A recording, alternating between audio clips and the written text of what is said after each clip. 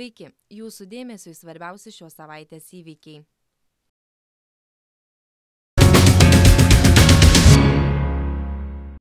Klausos sutrikimų turintys žmonės ir kurtieji netrukus galės prabilti. Tiesa kompiuterio balsu. Revoliucinė technologija sukūrė ir ją pasaulinėje jaunųjų programuotojų olimpiadoje pristatė ukrainiečiai tapo Imagine taurės nugalėtojais. Komanda iš Kijevo atrankos turnyruose įveikusi tūkstančius varžovų visame pasaulyje šią savaitę Sidnėjuje parodė savo projektą Enable Talk, suteikiantis kalbą. Jaunųjų kompiuterių meistrų kvartetas sužavėjo ne tik vertinimo komisiją, sudaryta iš patyrusių Microsoft programuotojų bei vadybininkų, bet ir varžovų ekipas iš 5 žemynų 85 valstybių. Pasak komandos, šis amžius tai technologijų ir komunikacijos amžius, tačiau daugiau nei 40 milijonų žmonių Žemėje kenčia nuo klausos ir kalbos sutrikimų. Norėdami bendrauti, jie naudoja gestų kalbą, bet ją supranta nedaugelis. Pasak komandos lyderio Antono Posternikovo, ši programa padės tai pakeisti. Ukrainiečių išradimo esmė panaši į kai kurias kitas Imagine Cup turnyre pristatytas inovacijas, padėti žmonėms įveikti negalią, su sveikata susijusius sunkumus ir kitas aktualias visuomenės problemas. Šiuo atveju sugriauti barjerą tarp gestų kalbą naudojančiųjų ir jos nesuprantančiųjų. Kaip tai padaryti? Vaikinai iš Kijevo siūlo tokį sprendimą, naudojant išmanųjį telefoną ir specialiasias pirštines. Jas mūvintis asmuo gestikuliuoja, o jo judesius gaudo ir į telefoną ženklus transliuoja pirštinėse įmontuoti jutikliai. Studentai į jas dar įmontavo kompasą, giroskopą ir akcelerometrą, kad būtų kuo tiksliau nustatoma pirštinių vieta bei padėtis erdvėje. Apdorotas pirminis signalas Bluetooth ryšiu siunčiamas į telefoną, kuris ženklus atpažįsta ir generuoja tekstą, kuris iškart paverčiamas garsu per sistemą Microsoft Search IP ir Bing IP. Vaikinai Sidnėjaus suvažiavimo rūmų scenose nekartą pademonstravo, kaip veikia jų išradimas. Vienas jų prabildavo gestų kalba, o jo kolegos laikomas telefonas imdavo kalbėti. Tiesa, roboto balsu, bet pakankamai aiškiai. Sėkmės įkvėpti ukrainiečiai jau ieško investuotojo ir tikisi kitais metais pradėti prekiauti savo įrengimais.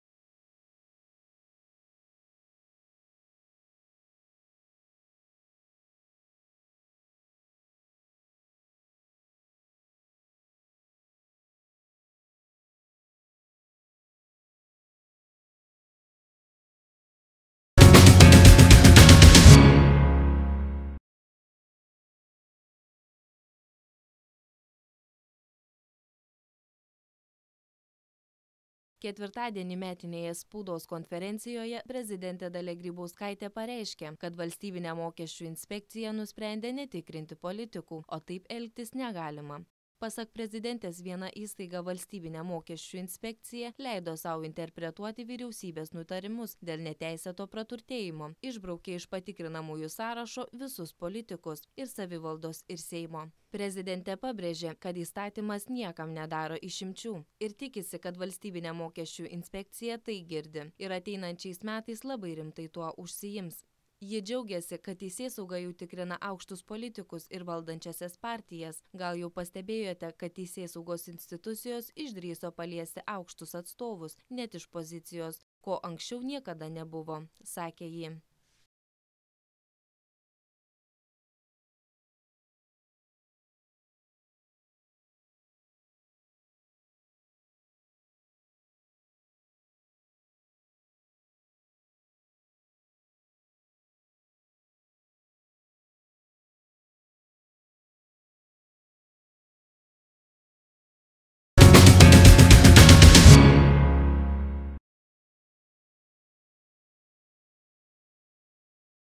Liepos 5-osios gaudynės Panevėžyje įtariamąjį vijosi ne tik pareigūnai, bet ir į namų kiemus išėję gyventojai, tad bėglio neišgelbėjo nei šoklumas, nei greitos kojos. Bendros pareigūnų ir gyventojų pastangos parodė, kad Panevėžio bendruomenė nepakanti nusikaltėliams. Liepos 5 dieną 17 val. Namo kieme Panevėžyje Statybininkų gatvėje dvi dviratukais besivažinėjančias 7 metų mergaitės išgąsdino nepažįstamas jaunuolis. Pavartojęs fizinį ir psichologinį smurtą grasino užmušti. Jis nusitempė mergaitės į parką Panevėžyje, Parko gatvėje, ir kėsinosi jas seksualiai prievartauti. Mergaitės apie įvykį pasakė tėvams, pastarieji pranešė policijai. Panevėžio apskrities vyriausiajame policijos komisariate pradėtas ikiteisminis tyrimas pagal Lietuvos Respublikos baudžiamojo kodekso 150 straipsnio 4 dalį – seksualinis prievartavimas, numatančią laisvės atėmimą nuo 3 iki 13 metų. Mergytės nuvežtos į Respublikinę Panevėžio ligoninę laukia gydytojo. Tuo metu į priėmimo skyrių atėjo jaunas vyras, kurį viena iš mergaičių atpažino ir parodė pareigūnams. Supratę, kad jį atpažino, jaunuolis puolė pro duris ir nubėgo. Jį vijosi ir persekiojo visi mieste dirbę pareigūnų ekipažai, aplinkinių namų gyventojai. Tad po pusvalandžio per tvorą šokinėjęs ir bėgiko talentą demonstravęs įtariamasis buvo sulaikytas. Kaip vėliau paaiškėjo, į ligoninę jis atėjo aplankyti ten besigydančio giminaičio. Panevėžio mieste apylinkės teismas 20-mečių įtariamajam skyrė kardomąją priemonę – suėmimą 3 mėnesiams. Įtariamasis anksčiau teistas už plėšimus, narkotinių medžiagų platinimą.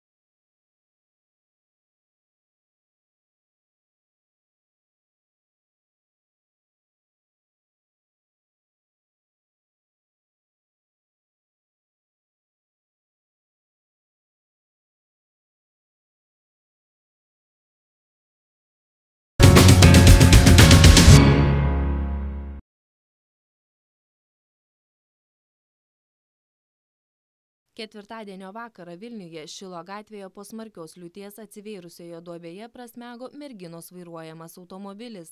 Nelaimė įvyko po 18 valandos. Merginos vairuojamas automobilis Citroen Berlingo įsmuko į po stipraus lietaus prasmegusi kanalizacijos šulinį.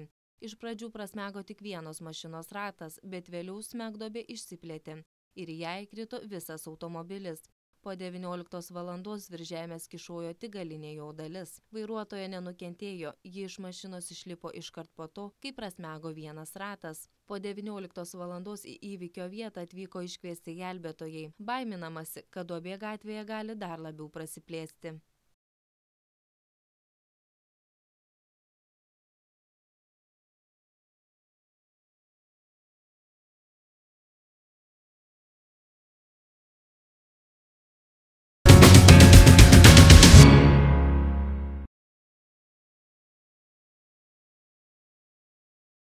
Liepos 10 dieną Vilniaus apskrities vyriausiasis policijos komisariatas gavo pranešimą, kad vėlų Liepos 7 vakarą Vilniaus tardymo izoliatoriuje suimtieji sumušė bei seksualiai išprievartavo 21 metų suimtąjį.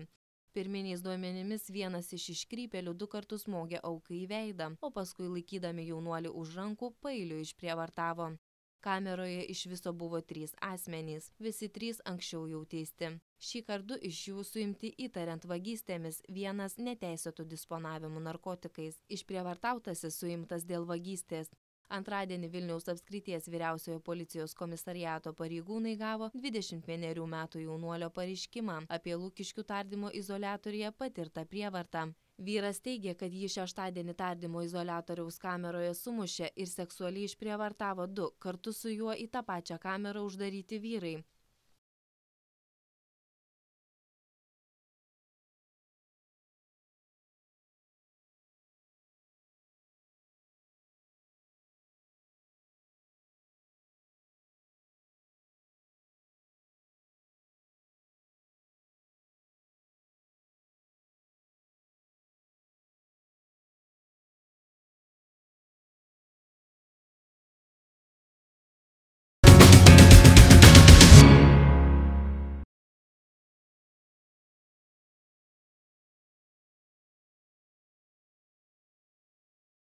pastarosiomis dienomis Lietuvoje siautusios audros ir škvalai draudikų skaičiavimu atnešė milijoninių nuostolių.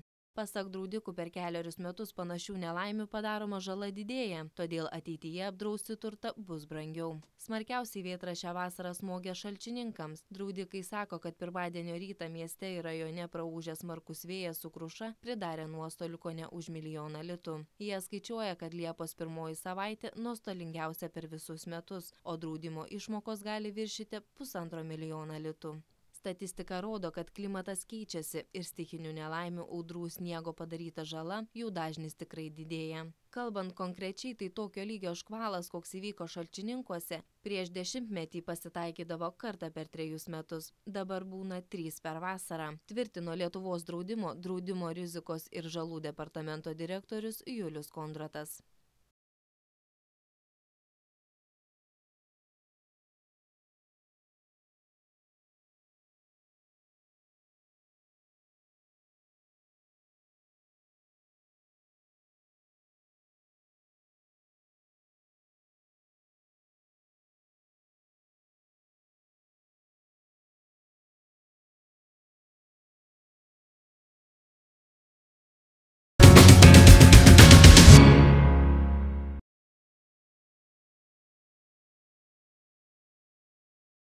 Nors Žemės ūkio ministerija šiemet prognozuoja rekordinį grūdų derlių, duonos gaminiai greičiausiai nepigs.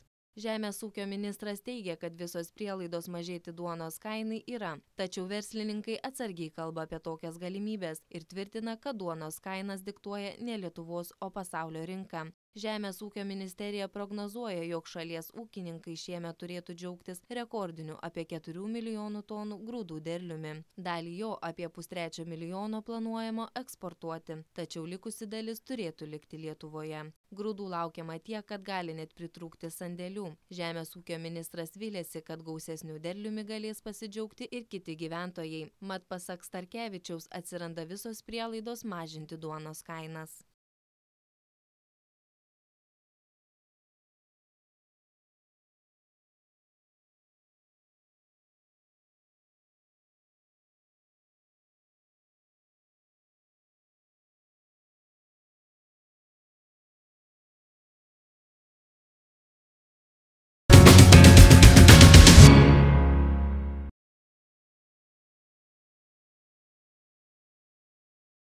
Trys olimpinės krepšinio atrankos turnyro barjerą įveikusios rinktinės jau žino, su kuo surems ginklus Londono žaidynių pirmame etape. Po paskutinių rungtynių dėl 3. vietos Karakaso Poliedro arenoje ištraukus burtus paaiškėjo, kad Lietuvos rinktinė žais A grupėje. Su titulą ginsiančia JAV ekipa, taip pat Prancūzija, Argentina, Tunisu ir paskutinė į olimpinį ekspresą iššokusią Nigeriją. Kitame pogrupėje varžysis Ispanija, Australija, Brazilija, Kinija, Didžioji Britanija ir Rusija.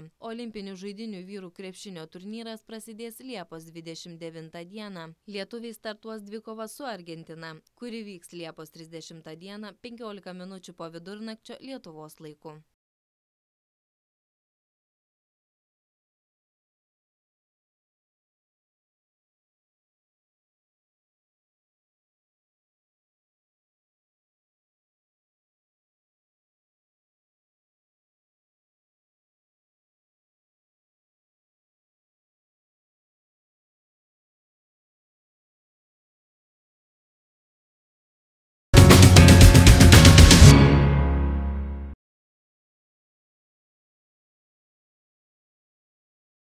SEB bankas nuo Liepos 1 dienos padidino dalį bankinių paslaugų įkainį. Brangiau klientams kainuos ne tik išsiimti grynuosius pinigus ar banko sąskaitos tvarkymus, bet ir sumokėti mokesčius valstybinėms institucijoms. Jau žinoma, kad nuo Liepos 1 dienos privatiems klientams turintiems banko sąskaitas nesusietas su mokėjimo kortele bus taikomas 1 lito mėnesinis mokestis. Daugiau iš privačių klientų SEB bankas susirinks ir dėl grynųjų pinigų paėmimo iš SEB ir DNB bankomatų. Iki šiol už pinigų išgryninimą buvo taikomas 1 lito mokestis. Jei bankomate per mėnesį buvo išimama daugiau nei 30 000 litų, taikytas 0,6% mokestis nuo sumos. Papildomo 1000 lito nuėmimas pareikalaudavo 6 litų. Nuo šiol SEP klientai norėdami išgryninti per mėnesį iki 30 000 litų turės sumokėti 0,4 procentus, mažiausiai 1 litą mokestį nuo sumos. Pavyzdžiui, norint iš bankomato išsiimti 1000 litų, teks bankui sumokėti 4 litus. Primenama, kad jei kortelės turėtojas dirba įmonėje, kuri yra su SEP banku sudariusi darbo užmokesčio pervedimo į SEP banko mokėjimo kortelių sąskaitą sutartį ir klientas atlyginimą gauna iš šios kortelės sąskaitą, pinigų išėmimas bankomatuose yra nemokamas iki 3,5 tūkstančio litų. Jei grynųjų paimama daugiau, taikomas 0,4 procentai mokestis nuo sumos.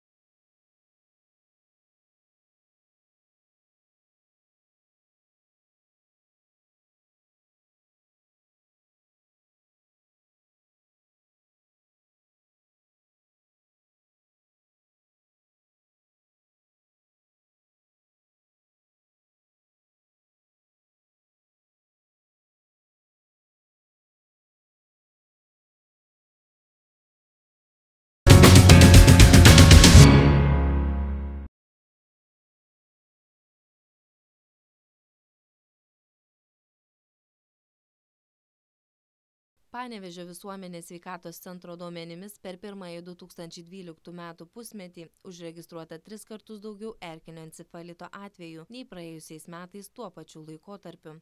Panevėžio apskrityje per pirmąjį šių metų pusmetį užregistruoti 53 erkių platinamų ligų atvejai, iš kurių 12 erkinio encefalito ir 41 Laimo ligos atvejis. Užsikrėtus erkiniu encefalitu ligos pradžia būna panaši į gripo simptomus. Pakilusi temperatūra, galvos skausmas, silpnumas, šaltkrėtis, pykinimas, kartais viduriavimas. Po to sergančiojo būklė pagerėja, dažniausiai būna antroji ligos banga. Jei būdinga aukšta temperatūra, virusas pasiekia smegenis ir sukelia jų uždegimą. Laimo ligos atveju erkės įkandimo vietoje atsiranda raudona dėmė, kuri gali keisti savo formą ir dydį. Šios ligos atveju ligonis skundžiasi sąnarių ir raumenų skausmu, o vėlyvų ligos periodu pažeidžiama centrinė nervų sistema. Ligoniai skundžiasi miego sutrikimu, atminties susilpnėjimu ir galvos svaigimu.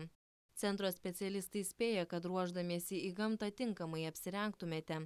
Dėvėkite šviesesnius drabužius, nes tada bus lengviau erkę pastebėti. Drabužius, kuriais vilkėjote, pakabinkite negyvenamoje patalpoje arba saulėtoje vietoje.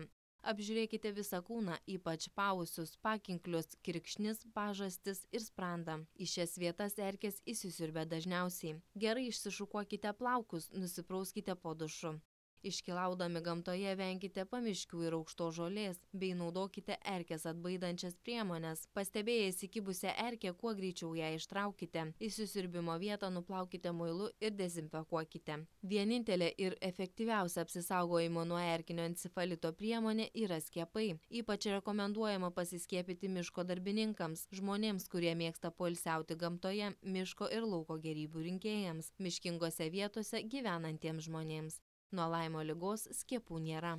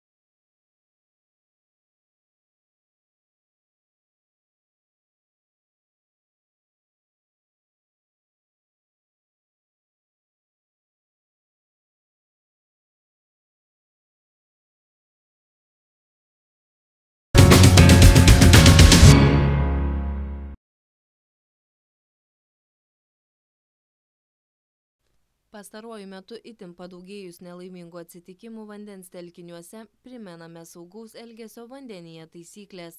Nuolat stebėkite besimaudantį vaiką, žinokite, koks vandens telkinio gylis ir kokios vandens telkinio ypatybės.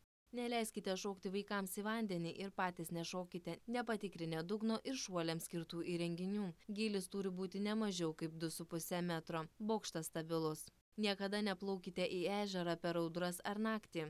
Maudantis negalima kramtyti gumos ar valgyti. Neskubėkite maudytis pavalgę. Negalima maudytis ilgiau nei 20 minučių. Vandenyje išsenka jėgos, todėl reikia daryti pertraukas. Prieš maudynės rekomenduojama padaryti mankštą. Taip pat primename pagrindinius pavojus maudantis. Nepažįstamas krantas, stipri srovė. Maudantis jūroje, jei krantas toli, neverta eikvoti jėgų kovojant su bangomis, mėginant plaukti į krantą. Artėjant kiekvienai naujai bangai reikia stengtis energingai dirbti rankomis ir kojomis, kad paplauktumėte bangos keterą kiek galima toliau. Kai tik banga nuslūksta, atsipalaiduokite ir laukite kitos. Kai pasiekėte krantą, lipkite iš vandens tik tada, kai bangos ketera atsitrauks nuo jūsų. Lipdami į krantą stenkitės įsikibti į ką nors tvirtą, kad atsiritusi kita banga jūsų nenutemptų gilyn. Maudytis jūroje per audrą draudžiama. Maudantis upėje netikėtai gali pagauti stipri srovė. Tokiu atveju nereikėtų eikvoti jėgų, kovojant su tėkme. Jei taip atsitiko, upė reikia plaukti pasroviui, šiek tiek įstrižai, po truputį artėjant link kranto. Jei upė vingiuota, reikia plaukti link upės vingio vidurio, ten srovė silpnesnė. Mėšlungis. Jei maudantis sutraukia mėšlungis, pirmiausia reikia atsigulti ant nugaros. Jeigu mėšlungis sutraukia priekinių šlaunies raumenis, reikia gulint ant nugaros ištiesti koją ir patempti pėdą į priekį. Jeigu mėšlungis sutraukia nugarinių šlaunies raumenis, ištiesus koją, pėdą lenkti į save. Jeigu mėšlungis smarkiai sutraukia ir skausmas gana didelis, o koja pati neišsitiesia, reikia mėginti ją ištiesti rankomis. Galiausiai sutrauktą raumenį siūloma trinti ir gnaibyti, kol pajusite, kad jis suminkštėjo. Kai mėšlungis praeina, galima plaukti į krantą, bet rekomenduojama tai daryti kitu plaukimo stiliumi.